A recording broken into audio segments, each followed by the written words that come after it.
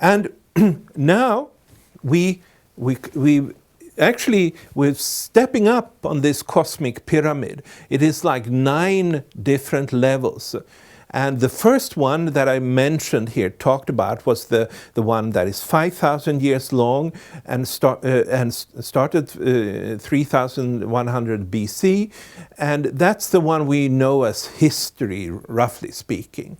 And then comes the other one that is 20 times shorter. It's the one that we know as industrialism, roughly speaking.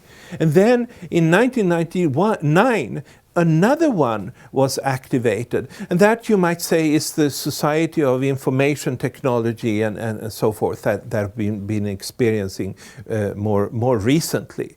And that's the cycle that influences ourselves the most at the current time. But also this one has a wave movement. It's characterized by a wave movement. And actually, you know, these wave movements in principle have the same order. They all have this going from the seed to the mature fruit. And then meaning that there are time periods in them that are more expansive, whereas there are other periods that are more contractive. And this is something that really influences the world economy. Now, the way I look upon it, our civilization is in for a huge overhaul, a huge makeover, like a complete birth of a new world. And if you accept the idea that these energies are so much shaping human culture and civilization, you might also accept the idea that there is a plan that we really didn't script ourselves for how this is going to turn out and where it's going. And I'm really very positive and enthusiastic about this birth of a new world, which would be completely different from ourselves, from what it's like now. Because I think it will be a world where there is peace, where there is equality between people, where there is a sense of safety and also a sense of belonging to the spiritual universe that has created us. At the same time, I feel the path there might be quite difficult. And if you think about it, maybe humanity has not really exactly been on track on that. You know, I think it's more accurate to say that we have acted in a way that we have endangered the planet by with a kind of growth only looking to abstract values, what we may gain, so forth, and without consideration of actually creating this particular world. So with that as a background, and also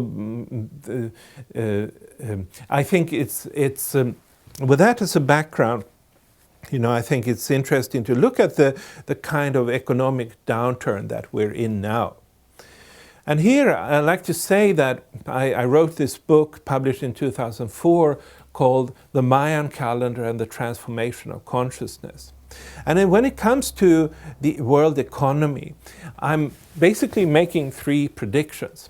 I'm saying that a global financial collapse will start when the 5th night begins, which really was 19th of November 2007. I'm also saying that the world dominance from the Western Hemisphere, essentially the US and UK, is going to come to an end as part of this process. And I'm also saying that the whole idea of looking for abstract value, in other words, whatever is on computer digits and on paper money and so forth, will come to an end. It will be, at the very least, it will be dramatically come in a completely new context, so to speak, because this new world will not be driven by the desire to accumulate this kind of abstract value. It has to be based on something which is matches the needs of the living people. Now, looking at these three predictions, I was very exact in saying when the global economic meltdown would begin. Today, economists say that this happened in December of 2007. And as you can see on this slide here, it's been going down ever since. And this is just sort of applying the knowledge about this process from seed to mature fruit, and applying the same thing happened at exactly the same point in earlier such levels of evolution. The same, for instance, that's the time when the Roman economy collapses and the rule of the god of darkness comes in 434. The Dark Ages began after the Roman Empire. That's also coming back exactly in 1932 when we have the Great Depression. That's the same energy, the same God, the Mayans would have said, that created that kind of a downfall. And it happened again here. And so that's the basis for my prediction. And it turned out to be exactly right. And it turned out to be exactly right because I also have the end date set as October 28, 2011, before the year 2012 comes. And this is absolutely necessary for anyone who wants to be able to predict the course of events in the time ahead. You have to have that end date. And if you have another end date, you will find that these people never make any predictions. They never put their theories to the test by making predictions and just projecting their ideas and to a point which is too far into the future. That's not what I want to do.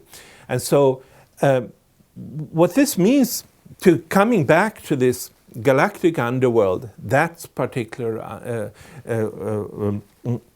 wave movement that we're in now, this means that it will, right now we're in a period of which is not as intensified,